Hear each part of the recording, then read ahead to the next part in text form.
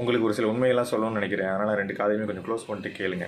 ஏன்னா அந்த குடிக்கிறதுனால விபத்தெல்லாம் நடக்கிறதே கிடையாது. அதேமாதிரி பார்த்தீங்கன்னா, சம்பாரித்த பணத்தை டாஸ்மார்க்கில் கொடுத்துட்டு குடும்பத்தை ரொம்ப சந்தோஷமாக வச்சுக்கிறாங்க. அந்த குழந்தைங்க 3 வேளை சாப்பிடுதுங்க, நல்லா விருப்பப்பட்ட பாடத்தை படிக்குதுங்க, விருப்பப்பட்ட ஸ்கூலில் சேர்ந்துடுறாங்க.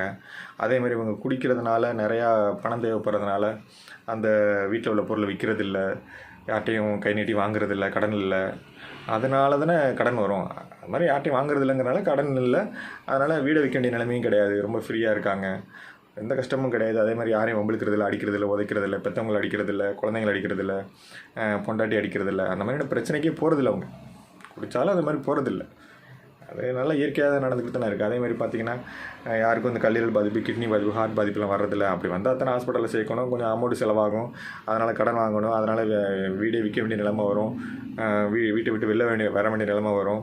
இல்லை சம்டைம் அவருக்கு ஏதாவது ஆகி போச்சுன்னா ஆதரவற்ற நிலைக்கு மாற முடியும். அதெல்லாம் தான் நான் நடக்கலை. விற்கிறதுனால ஒரு பிரச்சனையும் கிடையாது. குடித்தா அப்படியே அது ஒரு சத்து டானிக் மாதிரி அப்படி இயற்கையாக அப்படி நடமாடி போயிட்டுருக்காங்க. அதனால் எந்த பிரச்சனையுமே இல்லை குடினால். அதனால் குடியை தயவு செஞ்சு யாரும் குறை சொல்லாதீங்க.